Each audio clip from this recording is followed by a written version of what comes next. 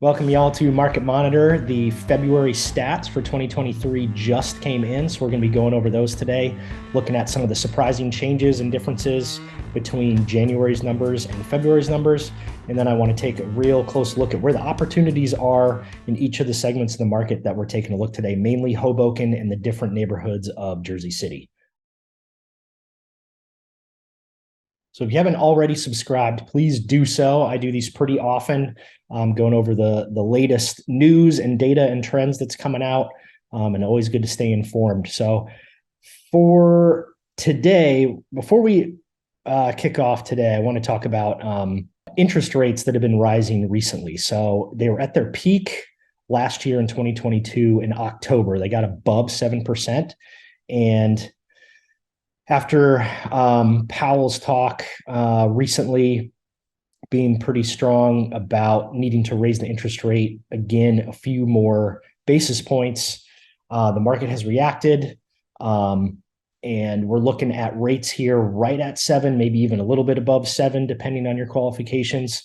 And the important thing is, though, doesn't necessarily mean bad news. I mean, obviously things are a little bit less affordable right now.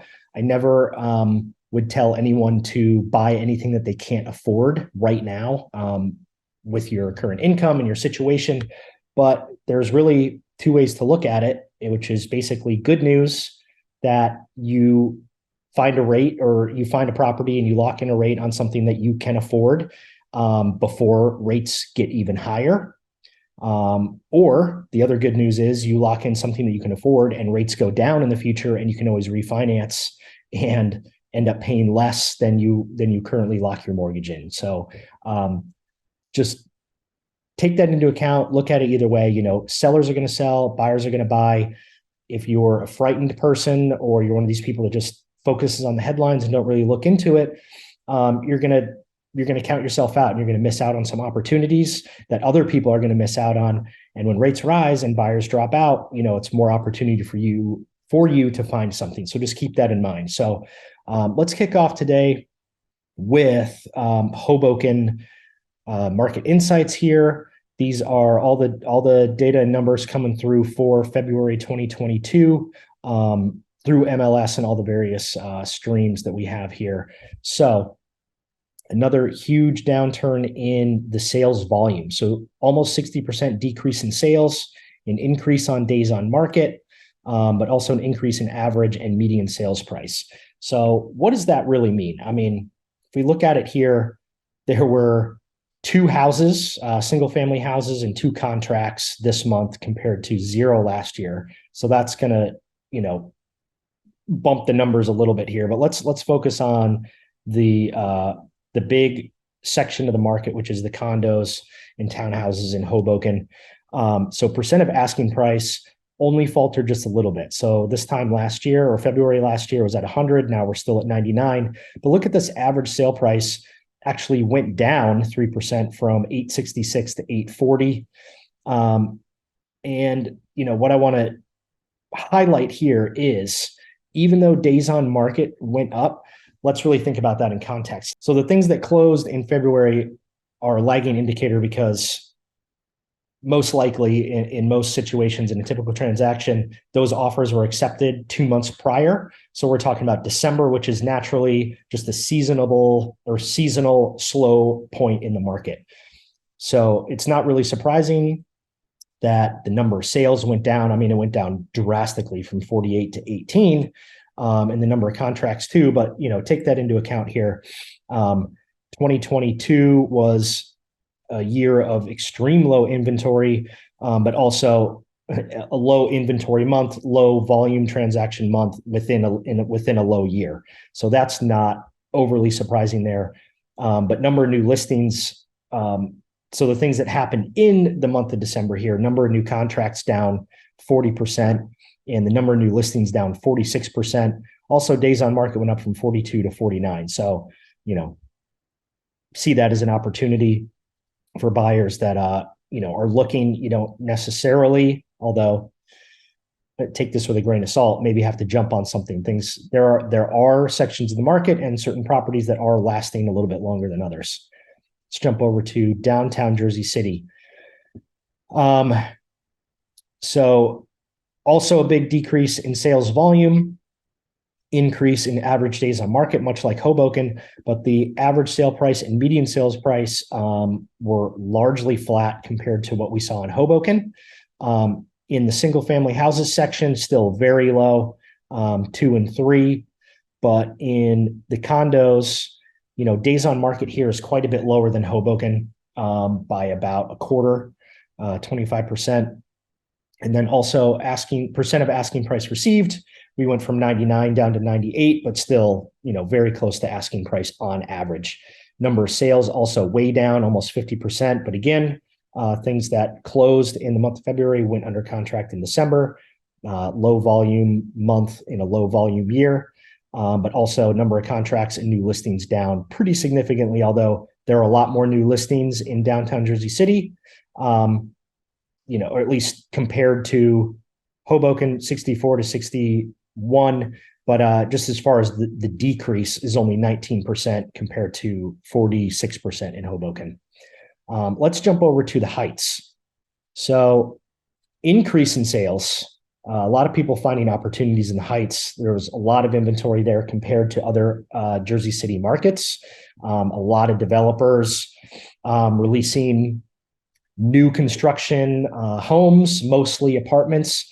So a lot of people jumping on those opportunities, especially with the sales prices either being flat or in a lot of situations, especially with condos at the end of the year here, people finding opportunities to negotiate. Now, the numbers don't necessarily suggest that, but if you watch any of my previous videos, especially from like November and December of 2022, where I went over some of the inventory that we have in the Heights, or that we're in the Heights right now, it went from, sales prices, yes, were going up, but towards the end of the year, there were a lot of developers that wanted to get things off of their books before 2023 started, and just a lot of inventory in that like 3-bedroom new construction apartments, and a lot of buyers found opportunity to purchase there. So the key thing to keep in mind here is, even though this sales price,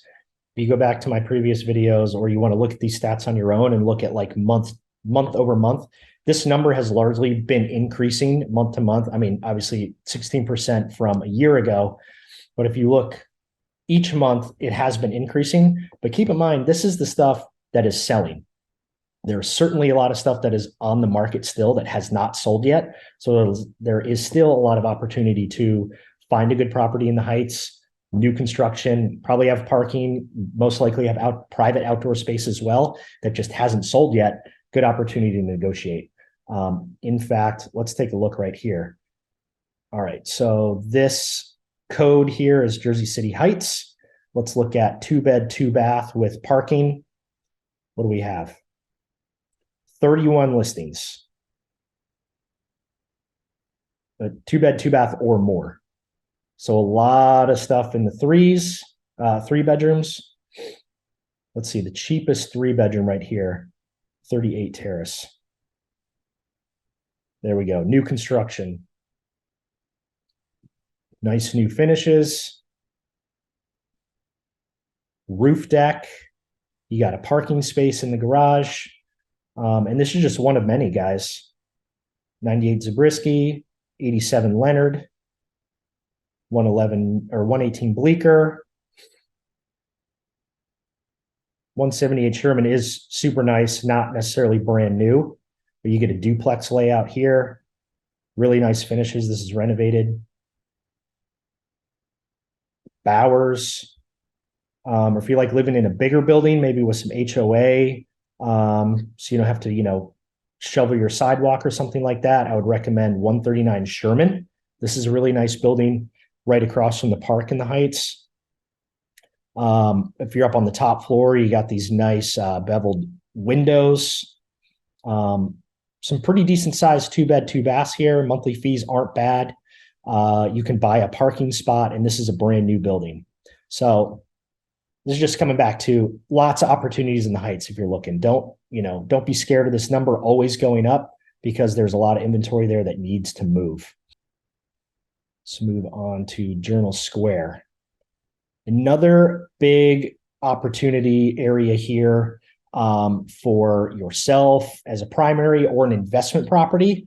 So Journal Square, even though it has had a lot of money infusion and a lot of development going on recently, still a very speculative market, even compared to the Heights, I would argue. And that the proof really is in the numbers here. And I would want to point this out. The average sale price went down year over year 23%. It was getting up close to $400,000 for your average condo. Now it's down very close to $300,000. And that just shows that as interest rates went up over the past year, a lot of people that were maybe looking for an investment property, which a lot of when people are buying here over the past couple of years, that's what they're buying, just decide not to do it. Maybe they're finding something else or they're using their money somewhere else. But these numbers are down, and I would not, I would encourage you to think outside the box here. If you are looking for an investment property, if you have some money that's not really doing it for you in the bank right now, buy an asset when it's nice and cheap. Even if the cash flow isn't there right away, you got your money locked up in a solid asset at a rate that you can afford right now. Rent it out. The rents in Journal Square have been going up a lot recently. I mean, for an average 1 bed, 1 bath around there, it's almost $200,000. Obviously, give and take with your proximity to the path, and then any updates or renovations or how new the apartment is itself. But lots of opportunity here. I mean, as Warren Buffett said, you buy when people are scared and you sell when people are confident. Get in there while prices are low, and they're low for a reason. But this is when the opportunities are there and to be had. Even single family houses have gone down too. So don't be too scared of interest rates. I mean, 7 historically is not very bad. I mean, it's bad if you're short-sighted and you're looking at 3 years ago, but there are ways to improve your rate. You can always buy down. You can do a temporary buy down. You can do a long-term buy down. There are a lot of ways to make it affordable for yourself and get in when the timing is good and there's less competition and prices are low. Just want to point out here, I think I looked it up. Everything in Journal Square under that average sale price that happened in February. So we're at 305. Plug that in for condos. I mean, we got stuff here as low as 175. You can go up to 260, but lots of 1 beds or relatively good size studios that you can snatch up. We got 10 on the market today, right now, underneath that average sale price for February. And finally, let's take a look at Greenville. This is also very speculative market, although single family home prices, if you can find them, remain pretty steady here. The huge decrease in sales, largely, I think, because of the time of the year that things were selling or going under contract in December, also a very speculative market. So decrease in sales, decrease in average sale price. But if you look at the median, take out the high and the low, really largely flat, and a big decrease in the average days on market. So big difference here from 63 down to 40. So above 2 months to just over a month. Asking price, there's definitely some opportunities in Greenville where they were selling last year at over asking. Now you can get under asking, and average sale price went from above 4 to just like Journal Square, right above 300,000. Not a whole lot of volume in sales or new contracts or new listings. But this is a good buy and hold area for sure. Not as gentrified or big of a money infusion as the Heights or Journal Square, but definitely changing, and has changed quite a bit in the 10 years that I've been a real estate agent for sure. You just take a look at these stats over time. The numbers are trending in the right direction. So hope you found that useful today. Thanks so much for tuning into another Market Monitor. Drop a like and subscribe if you haven't already. Hit me up via email if you are not on my stats email list. I will be happy to share this stuff with you as often as I get it, so you can look through the data at your own time and nerd out on it as much as you want. And as always, I am here and happy to help each and every one of you with anything you got going on. I'm Brian, and until next time, take care.